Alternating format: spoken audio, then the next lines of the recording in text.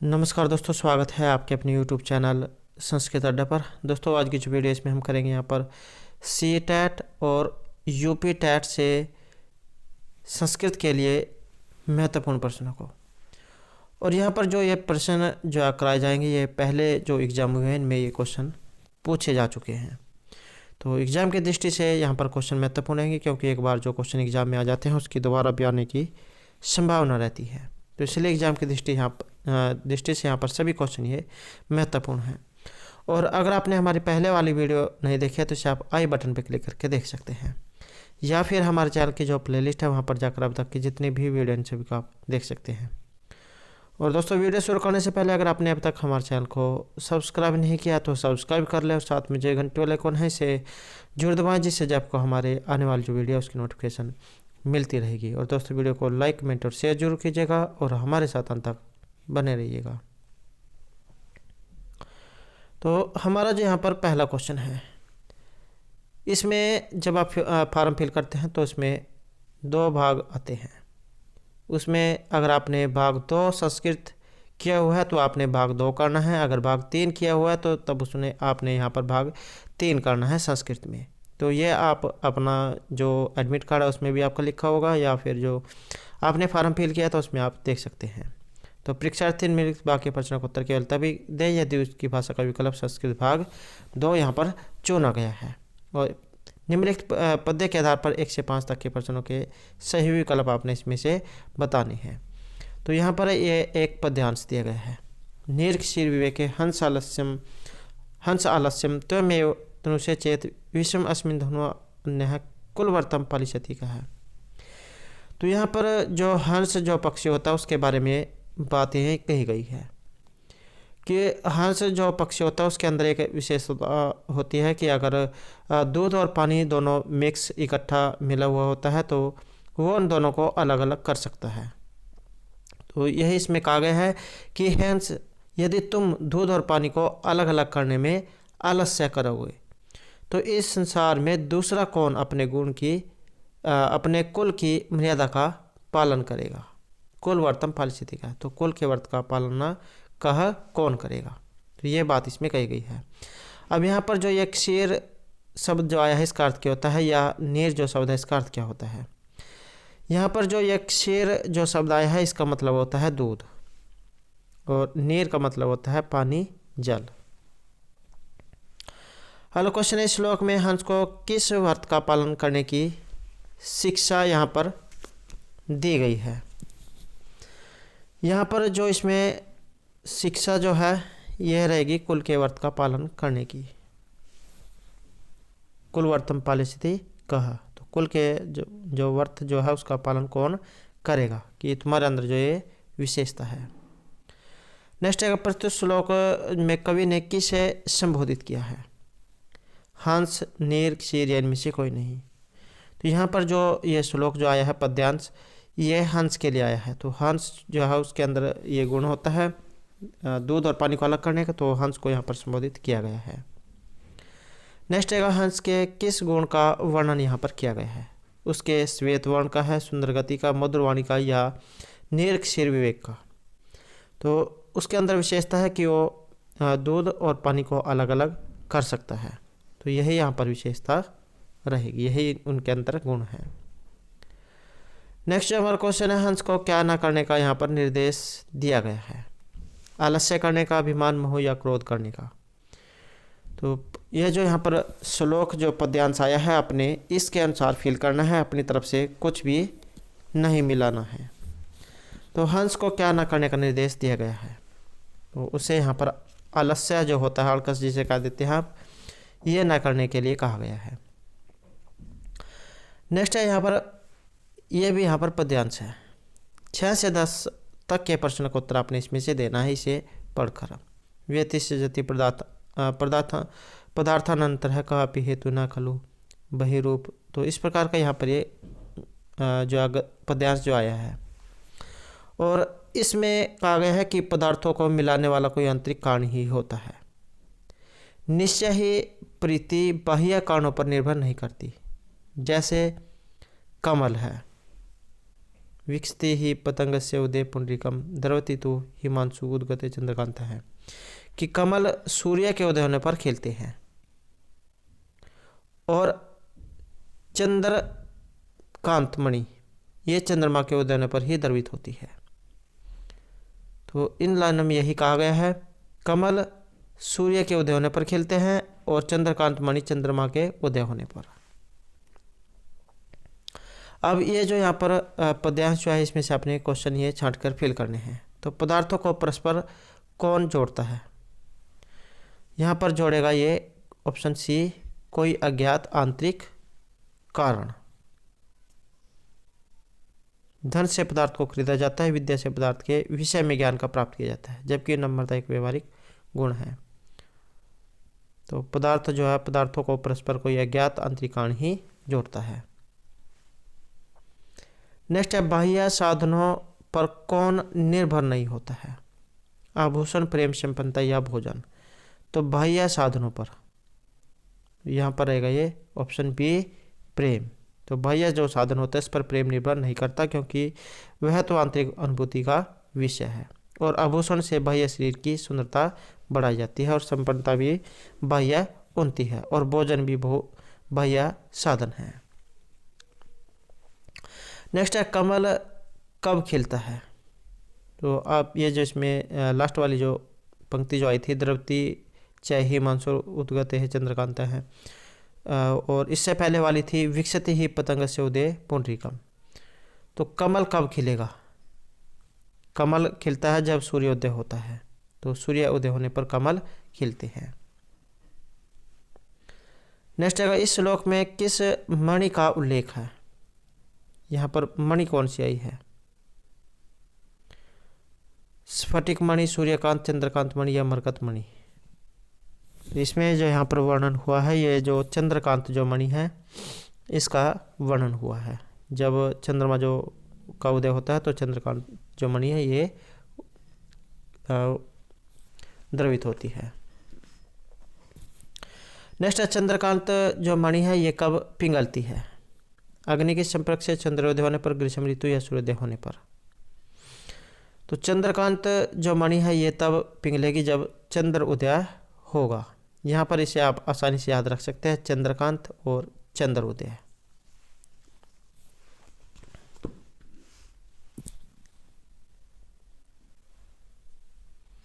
अगला जो यहाँ पर क्वेश्चन है इसमें श्लोक के आधार पर 11 से 15 तक के प्रश्न आपने छाट कर फिल करने हैं। भवंती नम्रः तर्वय फलोद्गमयी नव अम्बु भी अवलंबनो गना अन उदता सत्पुरुष समृद्धि भी स्वभावेश परोपकारिणाम। तो अच्छे जो व्यक्ति होते हैं, परोपकारी व्यक्ति, उनके बारे में यहाँ पर बताया गया है कि जिस प्रकार किसी अगर पेड़ पौधे पर फल आ जाते हैं तो वो थोड़ा झुक जाता है। इस प्रकार बादल है, अगर उसमें भी वर्षा का पानी आ जाता है तो वो भी नीचे की तरफ हो जाते हैं। और इस प्रकार का जो स्वभाव है ये परोपकारी व्यक्ति का बताया गया है। तो ये यहाँ पर जो है पद्यांश है और इसमें से आपने क्वेश्चन ये फिल करने हैं। कवि ने वृक्ष, मेघ और सत्पुरुष को इनमें से क्या कहा है? तो परोपकारी अहंकारी टिप्पणी आती थी, तो ये कहा गया है परोपकारी स्वभाव एवं ऐसा है परोपकारी नाम। तो परोपकारी जो व्यक्ति होते हैं इनका ये स्वभाव होता है। नेक्स्ट है, भवंती में कौन सा लकार है? भवंती जो है यहाँ पर ये भू धातु का है होने अर्थ में, और रूप इसके कैसे चलेंगे? भवती भवता भवंती, भवसी भवता भवत, भवामी भुआवह है, भवाम है। तो लट लकार जो है इसमें ये रूप चलते हैं, और ये लट लकार प्रथम पुरुष और जो बहुवचन है उसका रूप है। नेक्स्ट यहाँ पर क्वेश्चन है, वृक्ष कब झुक जाते हैं? पत्तों से युक्त होने पर, फल आने पर, फूल आने पर या सूख जाने पर। तो वृक्ष कब झुकेंगे? भवंती नम्रः तर्वय फल उद्गमयी। तो फल जब उन पर आ जाते हैं उसके बाद वृक्ष जो है झुक जाते हैं। तो फल आने पर यहाँ पर जो हमारा सी आंसर इसमें रहेगा। नेक्स्ट है यहाँ पर, नए जल से युक्त होने पर कौन अधिक लटक जाते हैं? तो जल आने पर कौन नीचे की तरफ हो जाते हैं या लटक जाते हैं? आप इस तरीके से भी समझ सकते हैं। पर्वत, नदी, समुद्र या घन अथवा मेघ। तो इसमें जो आंसर है ये रहेगा हमारा ऑप्शन डी, घन अर्थात मेघ। नव अम्बु भी दूर अविलंबन हो गनहा। तो ये जो है मेघ जो होते हैं जब उनमें वर्षा का जल आ जाता है तो नीचे की तरफ हो जाते हैं। नेक्स्ट आएगा समृद्धि के समय कौन अभिमान रहित होता है।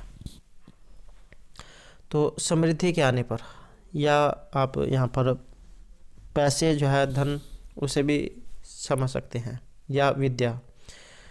तो समृद्धि के समय कौन अभिमान रहित होता है, राजा, सत्पुरुष, व्यापारी या कृपण।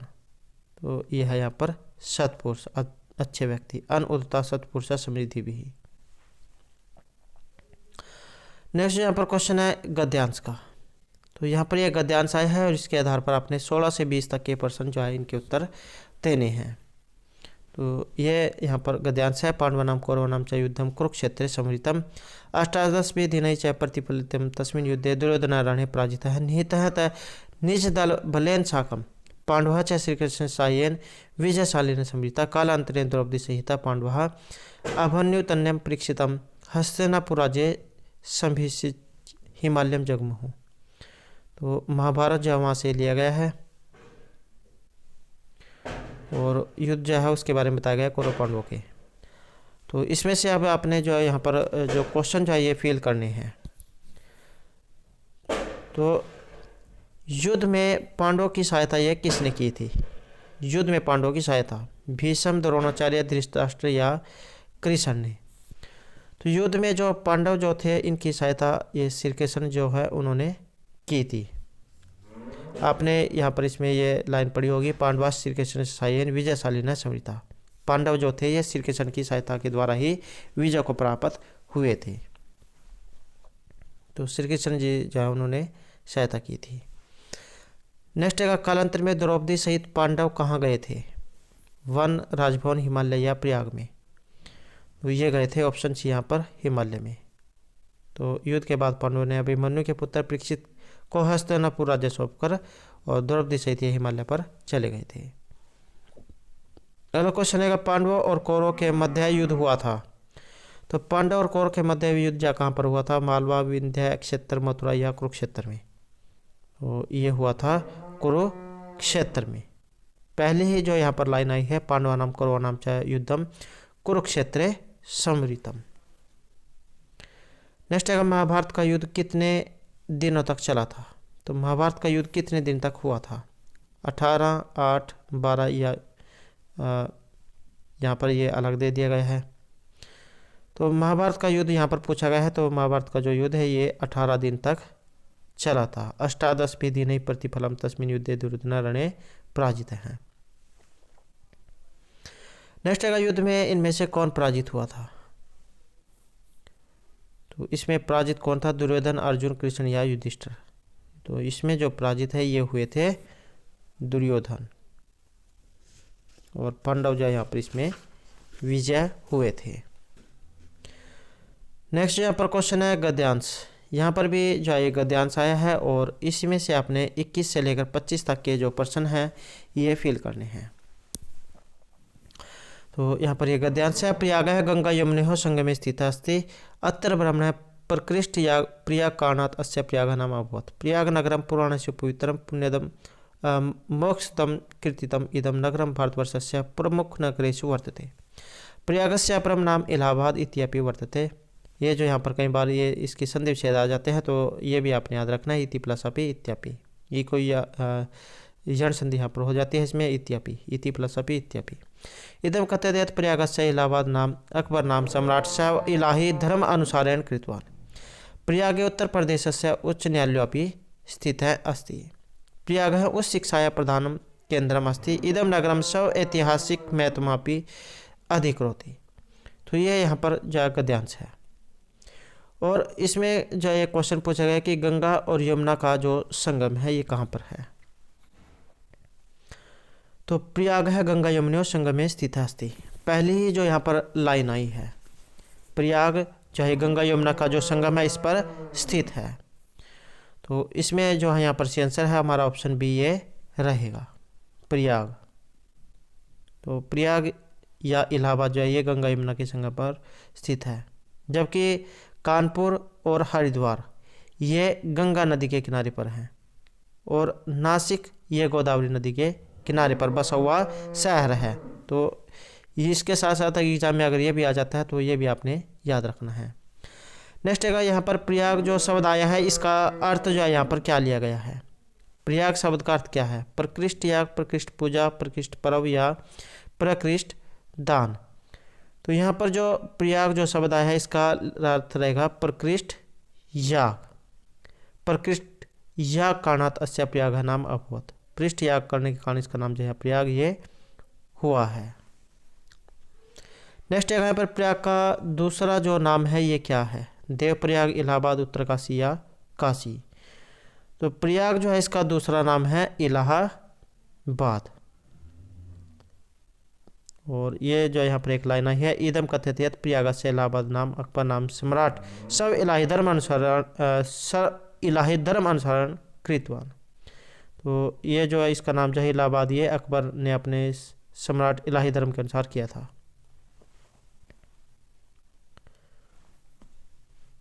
नेक्स्ट है सम्राट अकबर ने किस धर्म का परिवर्तन किया है? पारसी, इलाही, इस्लाम या बौद्ध धर्म का। तो यहाँ पर यह किया गया है इसमें इलाही धर्म का। तो सम्राट अकबर के द्वारा जब प्रयाग में ही दीन इलाही धर्म का परिवर्तन किया गया था जिसके कारण ही शहर का नाम इलाहाबाद ये पड़ा है। और ये भी आपने जो है SST में क्वेश्चन सुना होगा कि इनके कौन सा धर्म चलाया था? दीन इलाही। नेक्स्ट है प्रस्तुत जो गद्यांश है इसका यहाँ पर जो समुचित जो शीर्षक है ये इनमें कौन सा है? तो इस गद्यांश का शीर्षक जो आपको यहाँ पर देखने मिलेगा ये तो शुरू की 2-3 लाइनें होंगी या फिर बाद की लाइनें में है। तो इनके बीच में होता है या फिर आप जैसे गद्यांश को पढ़ते हैं तो उसमें जिसके भी बारे में वर्णन हो रहा तो वही शीर्षक रहेगा। तो यहाँ पर ये समुचित शीर्षक पूछा गया कि इसमें कौन सा है? देव नदी है, सम्राट अकबर है, दीन इलाही है या प्रयाग है? इसमें है यहाँ पर सी आंसर रहेगा ऑप्शन डी। प्रयाग जो है इसके बारे में यहाँ पर पूरा जो गद्यांश है यह है प्रयाग गंगा यमुना संगमे स्थित अस्ति अतर ब्राह्मण है प्रकृष्ट या कारणात् नाम प्रयाग हुआ। प्रयाग नगरम पुराणे से पवित्रतम पुण्य मोक्षदम कृतितम। तो प्रयाग शब्द जो है यहाँ पर ये बार बार आ रहा है तो प्रयाग जो है इसके बारे में यहाँ पर कहा गया है। नेक्स्ट जो है यहाँ पर इसमें भी जो है गद्यांश आया है और इसमें 26 से लेकर 30 तक के जो प्रश्न हैं ये आपने इसमें से फिल करने हैं। जनतंत्र विधान शासन प्रणाली अस्माकं देशे प्रवर्तमानास्ति राजान ये शास्त्रज्ञै विद्वद्भिः राजतंत्रं कुलीनतंत्रं प्रजातंत्रमिति शासन प्रणाल्यो स्त्रियो भेदः प्रतिपादितः। राजतंत्रं राज्यः शासनं, कुलीनतंत्रं कुलीनां विशिष्टजनानां शासनं, जनतंत्रं जनानां शासनमिति तैः आधुनिकैः व्याख्यातम्। जनतंत्रे राज्यः स्थानं जनाः गृह्णन्ति। कर्तव्यबोधेव जनतन्त्रस्य मूलाधारः यस्मिन् कस्मिन् वा कार्ये नियुक्तः कर्तव्यं सम्पादनमुत्सुकः सत्तं राष्ट्रविकासे निरतः विहित साध्यं साधयन्तो असरन्तः श्रमशीला देशवासिनः नागरिकाः एव स्वराष्ट्रवन्तिं क्षमन्ते इति जनतंत्रपद्धत्याः महद्वैशिष्ट्यम्। तो यहाँ पर ये जो जनतंत्र जो है इसके बारे में सारे में आया है। जनतंत्र जो है इसमें पूछा गया कि इसमें राजा का स्थान कौन ग्रहण करता है। तो इसमें जनता, विद्वान, राजा या वणिक। यहाँ पर रहेगा हमारा ऑप्शन ए जनता। जनतंत्र, जन का मतलब होता है लोग, तो लोगों का तंत्र। राजतंत्र मतलब राजा का तंत्र और जनतंत्र लोगों का, तो जनता का। तो जिस प्रकार राजतंत्र में राजा का शासन होता है उसी प्रकार जनतंत्र में राजा का स्थान ये जनता लेती है। इसलिए जनतंत्र जो है इसको जनता के लिए शासन कहा गया है। जनतंत्र जनता के द्वारा और जनता के लिए शासन। तो जनतंत्र राज्य स्थानम जनाः गृह्णन्ति। ये जो यहाँ पर जो इसमें लाइन जो आई है तो इस कारण से यहाँ पर सी आंसर इसमें रहेगा ये ऑप्शन ए है। नेक्स्ट यहाँ पर जनतंत्र का जो यहाँ पर मूल आधार जो है इनमें से कौन सा है? क्षेत्रता की भावना का होना, उग्र राष्ट्रीयता की भावना का होना, कर्तव्यबोध या भाषावाद का होना। तो जनतंत्र जो है इसका मूल आधार जो है यहाँ पर रहेगा एक कर्तव्यबोध का होना। कर्तव्यबोध जो है यही जनतंत्र का मूल आधार है। क्षत्रियता, उग्र राष्ट्रीयता और भाषावादिता एक मजबूत जनतंत्र को कमजोर करते हैं। नेक्स्ट जो हमारे यहाँ पर रहेगा, हमारे देश में कौन सी शासन प्रणाली प्रचलित है? जनतंत्र, राजतंत्र, कुलीन तंत्र या ये तीनों? तो यहाँ पर जो है जनतंत्र ये शासन प्रणाली है। हमारे देश में जनतंत्र नामक शासन प्रणाली प्रचलित है। नेक्स्ट यहाँ पर राजनीतिक ने शासन प्रणाली के मुख्यतः कितने भेद यहाँ पर बताए हैं? तो भेद पूछा गया है 5, 4, 5, 3, 2 कितने हैं? तो यहाँ पर रहेगा हमारा ऑप्शन बी है। 3 भेद यहाँ पर बताए हैं। 3 भेद कौन कौन से हैं? एक तो राजतंत्र है, दूसरा कुलीन तंत्र बताया गया है और तीसरा है जनतंत्र। तो इस प्रकार से यहाँ पर 3 तंत्र ये बताए गए हैं।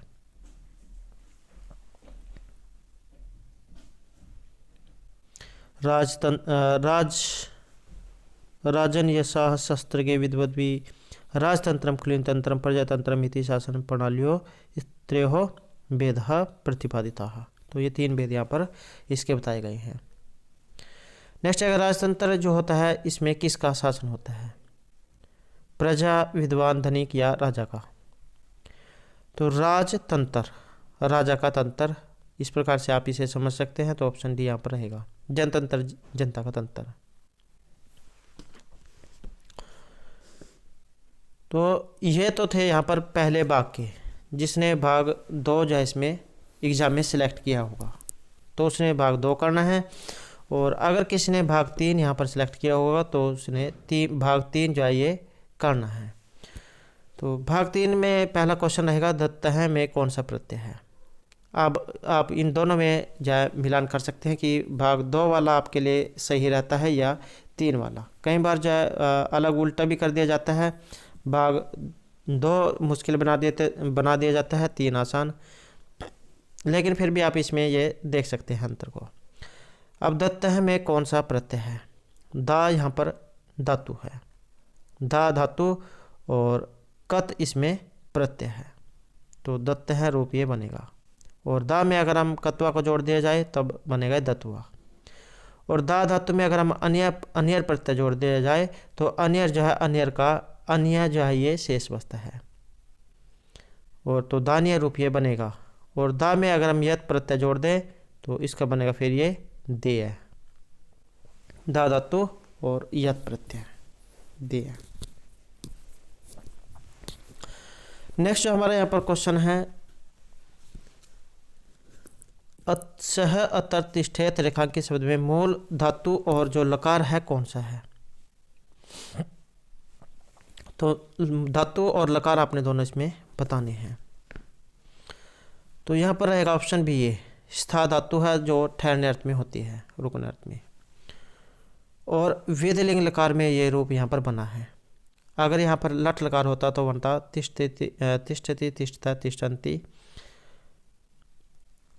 और विदलिंग जो लकार है इसमें बनते हैं तिष्ठेत, तिष्ठेताम, तिष्ठेयु, तिष्ठेतम, तिष्ठेम, तिष्ठेव, तिष्ठेम।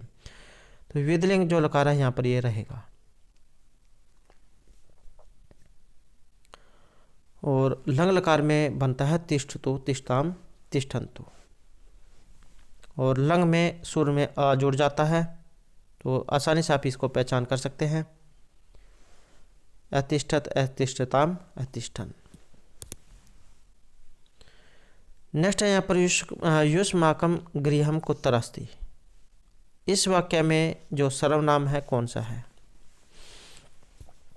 यहाँ पर जो हमारा सर्वनाम जो है ये रहेगा ऑप्शन ए, युष्माकम जो है ये त्वम जो शब्द जो है इसका षष्ठी विभक्ति एक वचन का रूप है। युष्माकम जो है इसके रूप चलते हैं त्वम युवाम युवम, त्वम युवाम युष्मान तव्य युभ्याम युष्मा भी। अगर यहाँ पर युष्मत की जगह अस्मद होता तब इसके रूप चलते अहम अवाम वयम माम अवाम अस्मान मया अवाभ्यम अस्माभिः मह्यम अवाभ्यम अस्म्यहम। तो इस प्रकार से इसके रूप ये चलते। तो इसमें जो सर्वनाम शब्द है ये युष्माकम शब्द ये रहेगा, युष्माकम।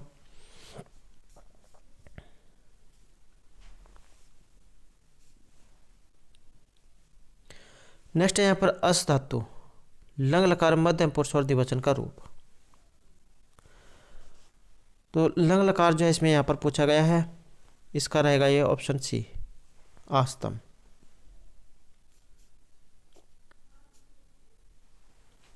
और यहाँ पर जो है इसमें लंग लकार प्रथम पुरुष द्विवचन जो इसका रूप है।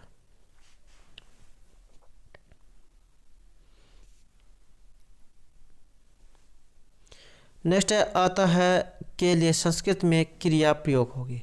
तो आने के लिए कौन सी, जाने के लिए जैसे गम धातु है, गम जाना, तो आने के लिए कौन सी लगेगी इसमें से, तो इसमें रहेगा फिर ये ऑप्शन सी यहाँ पर, गस्ती गस्ता गच्छन्ति होता है जाना, और अगर आप उसको आना में बनाना चाहते हैं तब उसके शुरू में आ जा लग जाएगा, अगस्ती अगस्ता गच्छन्ति।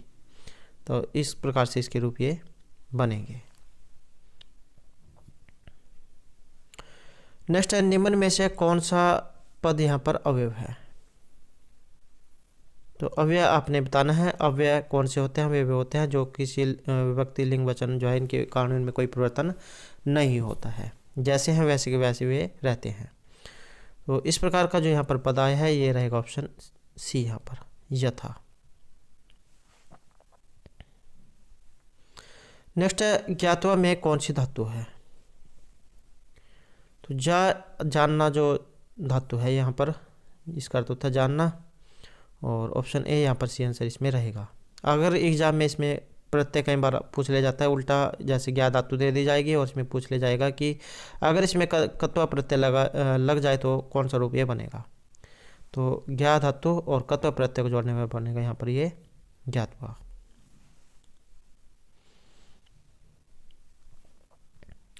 नेक्स्ट यहाँ पर पुष्पम में जो लिंग है ये कौन सा आया है, पुल्लिंग है, स्त्रीलिंग है, नपुंसक लिंग है, या इन सभी में है। जैसे आपने फल के रूप देखे होंगे, फलम फले फलानी, ऐसे ही पुष्प होता है, ये भी नपुंसक लिंग में होता है। नेक्स्ट है प्रतिदिनम में जो समास है कौन सा है, प्रतिदिनम, जिसमें शुरू में अवयव या उपसर्ग दिया गया होता है तो वहाँ पर अवयव भाव जो है समास होता है। इसकी पहचान यही होती है कि इसमें शुरू में अवयव या उपसर्ग दिया गया होता है। तो अवयव भाव जो है यहाँ पर समास इसमें रहेगा, प्रतिदिनम दिन दिनम प्रति। नेक्स्ट है उपेंद्र है, इसका संधि विच्छेद क्या है, उप प्लस इंद्र है उपेंद्र है, इसमें जो है गुण हो जाता है। और इसकी पहचान गुण की यही है कि इसमें शुरू में एक मात्रा दी गई होती है। तो उप प्लस इंद्र हैं उपेंद्र हैं, गुण संधि इसमें रहेगी, आद गुण से गुण होकर उपेंद्र जो है यहाँ पर रूप इसमें बनेगा। नेक्स्ट है यहाँ पर भानुना जो शब्द आया है, भानु सूर्य, इसमें विभक्ति कौन सी है। इसमें जो भानुना जो विभक्ति है रहेगा ऑप्शन बी यहाँ पर, तृतीय जो विभक्ति है इसका यहाँ पर इसमें प्रयोग हुआ है।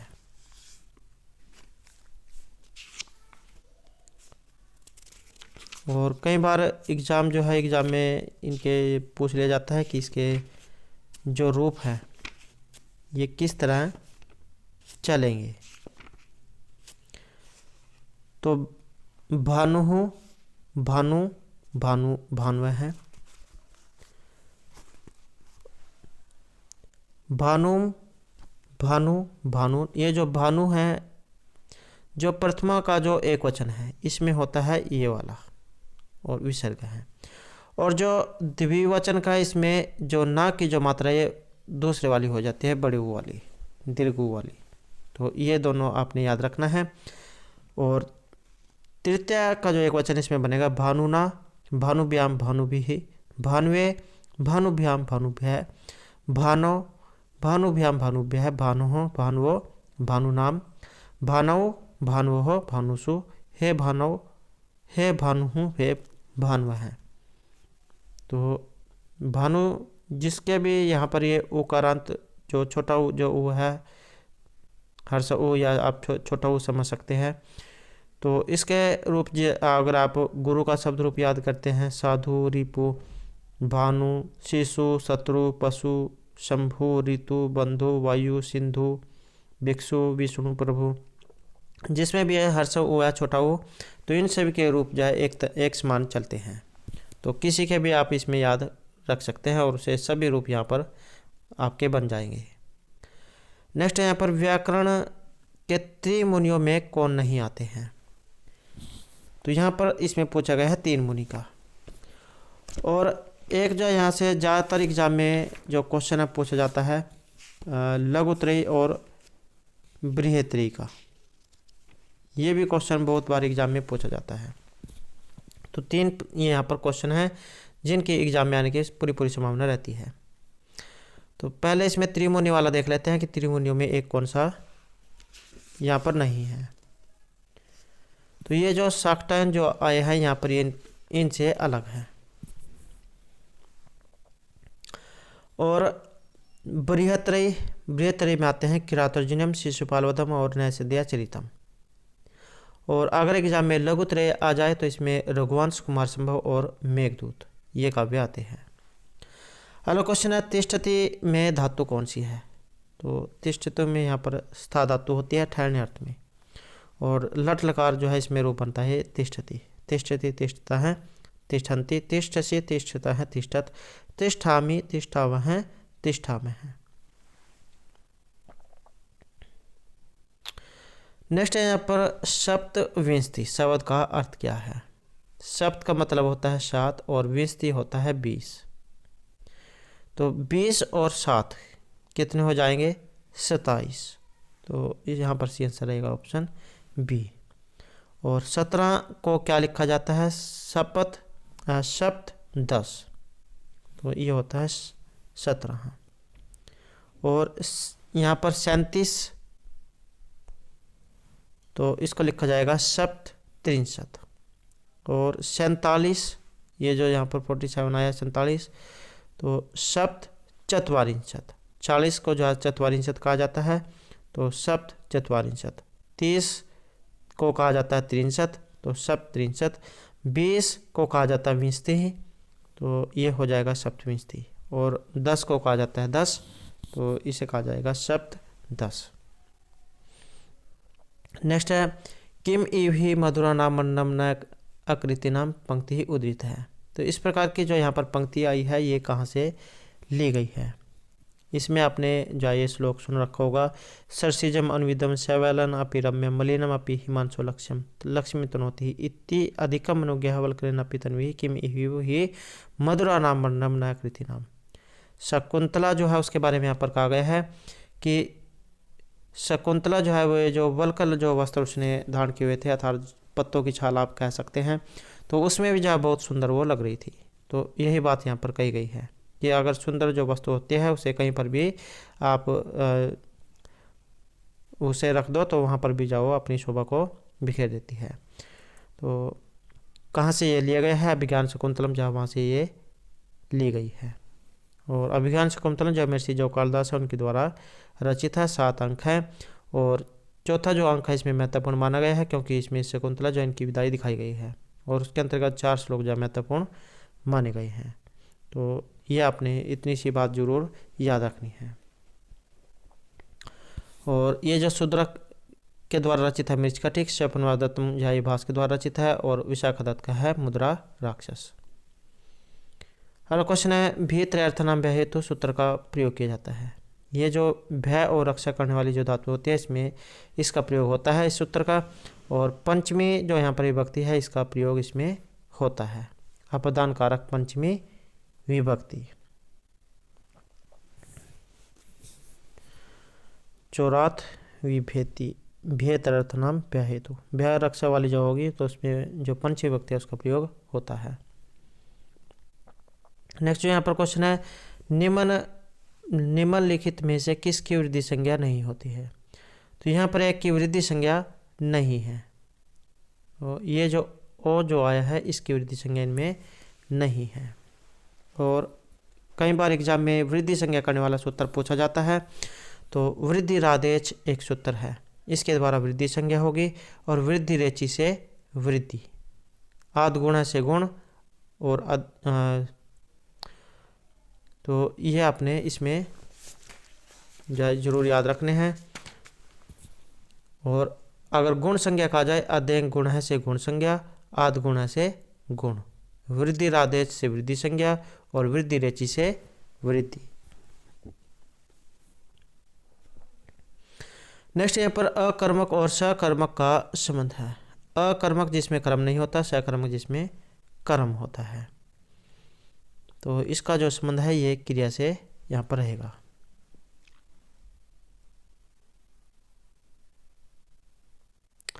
जिस क्रिया से सूचित होने वाला व्यापार कर्ता करे और उसका फल भी कर्ता पर पड़े तो उसे अकर्मक क्रिया कहा जाता है। जैसे गीता गाती है, श्याम हंसता है। और जिस क्रिया से सूचित होने वाला व्यापार का फल कर्ता पर न पढ़कर कर्म पर पड़े तो उसे सकर्मक क्रिया कहा जाता है। जैसे श्याम पुस्तक पढ़ता है, तो इसमें कर्म हो गया। कर्म श्याम भी है, पुस्तक भी है और पढ़ना भी है। तो जहाँ पर ये तीन बातें होंगी वो होगी सकर्मक। और जैसे अकर्मक उसमें सिर्फ दो ही शब्द होंगे, गीता गाती है, श्याम हंसता है। लेकिन कर्म में ये तीन प्रकार की बातें होंगी, श्याम भी है, पुस्तक भी है, पढ़ना भी है। नेक्स्ट है संधि कहते हैं। तो संधि होगी दो वर्णों के मेल में, तो दो वर्ण के मेल को संधि कहते हैं।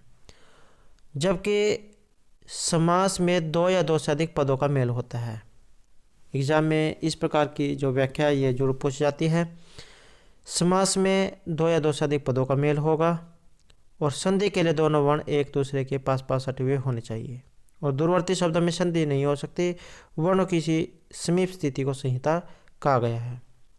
वर्ण नाम अति संहिता संहिता संहिता संज्ञा स्यात्। नेक्स्ट यहाँ पर घनश्याम है, इसमें समास कौन सा है? घनीव श्याम है, घनश्याम है। तो यहाँ पर जो समास है हमारा ये रहेगा ऑप्शन ए। कर्म धार्य जो यहाँ पर समास है ये इसमें रहेगा। जहाँ पर एक पद विशेषण और दूसरा पद विशेष्य हो तो वहाँ पर होता है कर्मधारय समास। जैसे एक दिया गया घनश्याम है, घनीव श्याम है। यहाँ पर घन तथा श्याम विशेषण विशेष्य है और घनश्याम में उपमित कर्मधारय है। इसका एग्जाम में अगर सूत्र आ जाए तो उपमानानि सामान्य एक वचनी, ये सूत्र है। अर्थात उपमा अलंकार को समास रूप में प्रकट करने के लिए इसका प्रयोग होता है। उपमेय और उपमान दोनों ही इस समास में मिलकर आते हैं। और अव्ययभाव समास में प्रायः प्रथम पद अव्यय होता है और द्विगु समास में प्रथम पद संख्यावाची होता है। और द्वंद्व समास जो है इसमें जो शब्द जो है च और के द्वारा जोड़ जाता है, जैसे राम और श्याम। तो इस प्रकार से नेक्स्ट है यहाँ पर पठताम रूप, जो रूप है ये किस पुरुष से वचन का है? अब इसमें पठ धातु है और ये माना गया है यहाँ पर ऑप्शन ए में। पठतु पठताम पठन्तु, पठ पठतम पठत, पठानी पठाओ पठाम। तो इस प्रकार से जो है यहाँ पर लोट लकार जो है इसमें रूप ये चलते हैं। तो प्रथम पुरुष और द्विवचन का यहाँ पर रूप इसमें ये रहेगा। नेक्स्ट है अत्यधिक में संधि कौन सी है? अति प्लस अधिक, अत्यधिक। तो इसमें रहेगा यहाँ पर यण संधि। कई बार एग्जाम में सूत्र आ जाता है यण संधि का। इको यणची एक सूत्र है जिससे यण होता है, इको यण होता है। तो इसकी पहचान यही है कि वहाँ पर आधा अक्षर ये दिया गया होता है अति। तो ये जो अति है इसको तय को या होकर जाए आधा तय बन जाएगा। तो यण संधि यहाँ पर इसमें ये होगी। ई को या, उ को वा, री को रा, री को ला, ये होता है।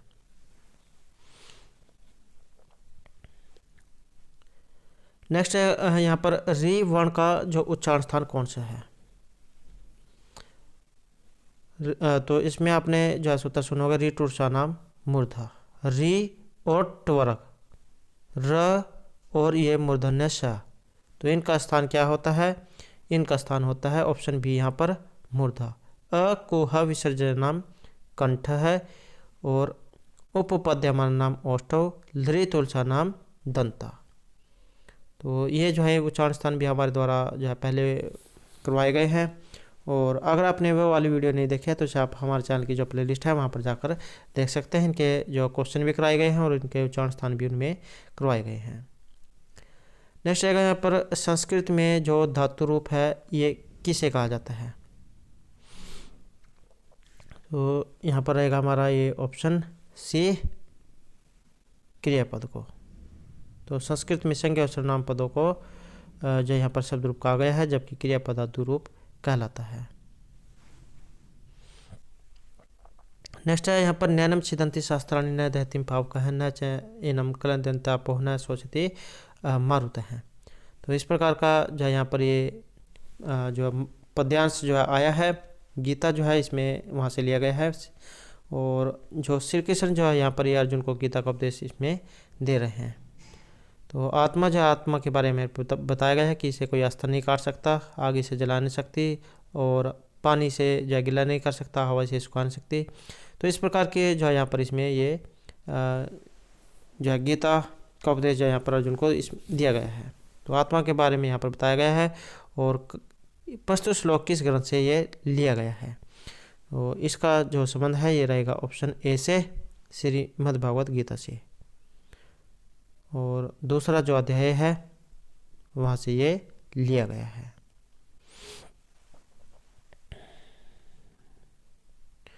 नेक्स्ट है यहाँ पर त्रिवेणी जो यहाँ पर पद आया है, इसमें समास कौन सा है। त्रिवेणी, तो शुरू में क्या है यहाँ पर संख्या आ गई है। अब जब शुरू में कोई संख्या आ जाती है तो इसका मतलब है कि वहाँ पर द्विगु समास होगा। तो त्रिवेणी जो है यहाँ पर ये द्विगु समास इसमें रहेगा।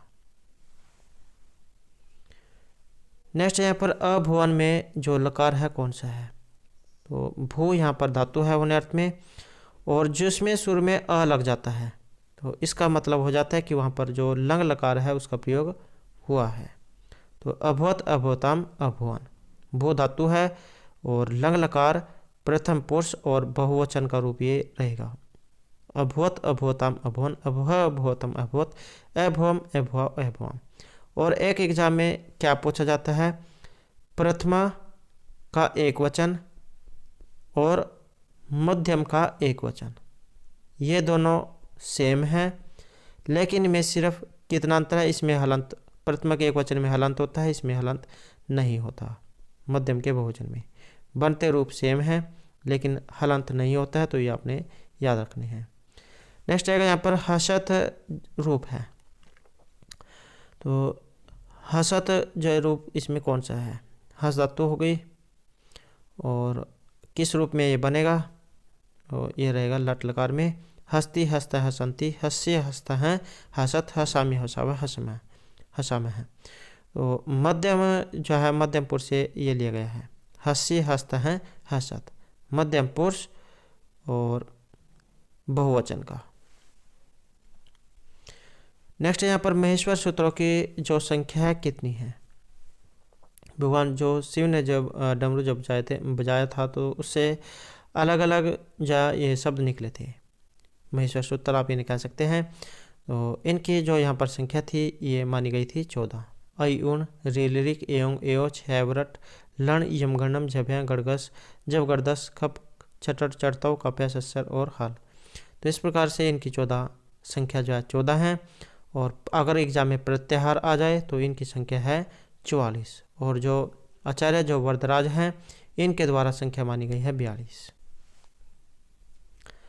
नेक्स्ट यहाँ पर अपदान कारक में कौन सी विभक्ति आई है।